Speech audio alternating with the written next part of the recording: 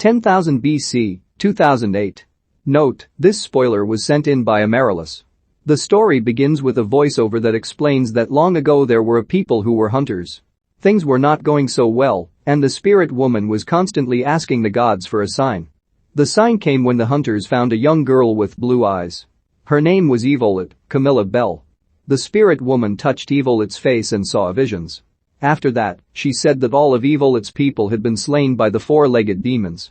She also said that the young girl would grow up to be the woman of the man who will lead their people.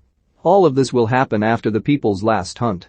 At this time the main character Dle, Stephen Strait, was a young boy. He noticed her Evolet from the first time she arrived at their village. Meanwhile, Dle's father cannot wait for the fulfillment of the spirit woman's prophecy. He holds the white spear, which means he is the lead hunter, and gives it to his friend Tick Tick. He is off to search for answers that could help his people. Everyone thinks that he abandoned his people, and the young children make fun of Dle because of it. He and Evolet grow closer because he is lonely like her. Years later when they are adults, the voiceover said that the hunters went out for the last hunt. Before the hunt, Tick Tick said that the one who kills the mammoth would hold the white spear and claim Evolet. Dle is still treated with little regard because his father was the coward but is determined to win the white spear and the girl. During the hunt, all is going as planned when they capture one mammoth in their nets. However, the mammoth breaks free. Everyone is holding on gradually let go. Dle and Tick Tick are the last ones holding on. Tick Tick told him to let go. He said that his hand was stuck. The mammoth continues to drag him on and only dies when falls on Dle's spear. Only Tick Tick knows the truth and just gives Dle a look of disapproval when he asks for the white spear. Dle later gives it back. But Evolet is upset because she implied that he should have kept so they could be together. During the night, the four-legged demons come and ransack the village, kill people, and take some in chains. The four-legged demons are actually warlord men on horses. One of the people taken is Evolet because one of the men is taken with her beauty. Dle is determined to follow and rescue his love. The spirit woman doubts that he is able to accomplish the task by himself. Tick Tick and another hunter agree to go with him. The spirit woman gives her blessing and uses her spirit powers to be with them. She feels their suffering during the journey. They are able to follow the warlords over the mountains and into the forest. In the forest, Dle disregards the advice of Tick Tick and tries to free Evolet. As they try to make the escape, there are these giant man-eating birds that attack. In the end, the warlords capture Evolet and two of the others in Dle's group.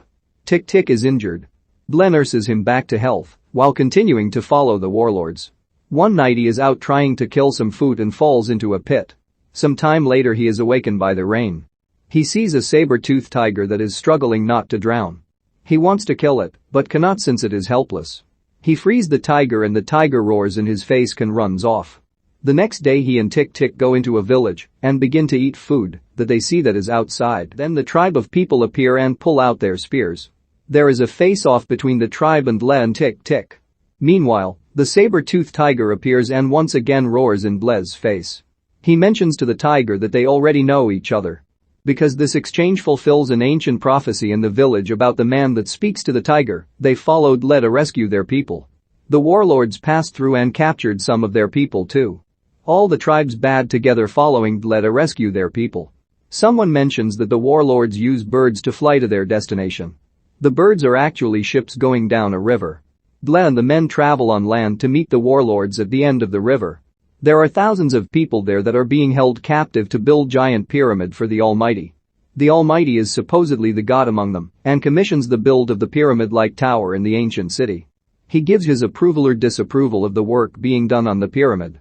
He calls for a sacrifice because he is not pleased with their progress. One of the men from Dle's village is killed. Dle infiltrates the slave camps to inform the people that they will overthrow the powers that be and release Evolet. After talking to a blind wise man, Dle learns that the Almighty is only afraid of the one who bears the mark of the hunter.